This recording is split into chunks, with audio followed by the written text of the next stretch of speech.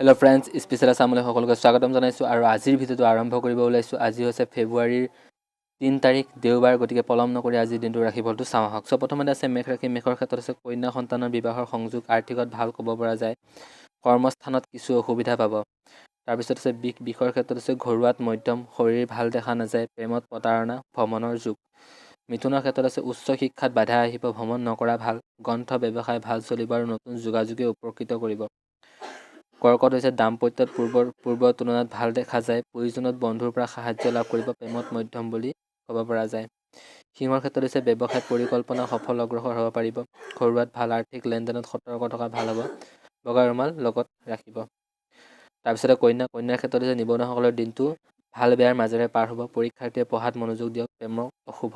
তুলাৰ ক্ষেত্ৰত হৈছে আজি ঘৰত কোনো আত্মীয়ৰ আগমন হ'ব পাৰে, প্ৰেমত শুভ আৰু বিবাহৰ প্ৰস্তাৱ আগবঢ়াব পাৰে। বৃশ্চিকৰ ক্ষেত্ৰত হৈছে ব্যৱসায়ত সমস্যা থাকিব, আৰ্থিক লেনদেনত জটিল পৰিস্থিতিৰ সৃষ্টি হ'ব পাৰে, চাকৰিয়ালসকলৰ বাবে দিনটো ভাল। ধনুৰ ক্ষেত্ৰত আছে গুৰুস্থানীয় ব্যক্তিৰ শাৰীৰিক ভাল দেখা নাযায়, বিদ্যাত অগ্ৰসৰ হ'ব পাৰিব, খং ৰাগ কৰি দিনটো বেয়া নকৰিব। মকৰৰ ক্ষেত্ৰত আছে বিদ্যাত ভাল, চাকৰিয়ালসকল অলপ সাৱধান হোৱা ভাল, দুৰ্ভ্ৰমণ নকৰিব, তাৰ প্ৰেমত শুভ।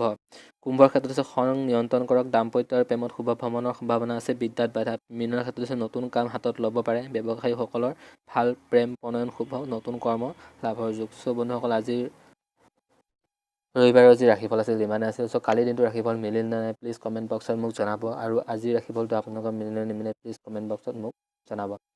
প্লিজ যদি ভিডিঅ'টো ভাল পালে প্লিজ লাইক কৰিব, কমেণ্ট কৰিব আৰু চেনেলটো ছাবস্ক্ৰাইব কৰিব নাপাহৰিব। ধন্যবাদ।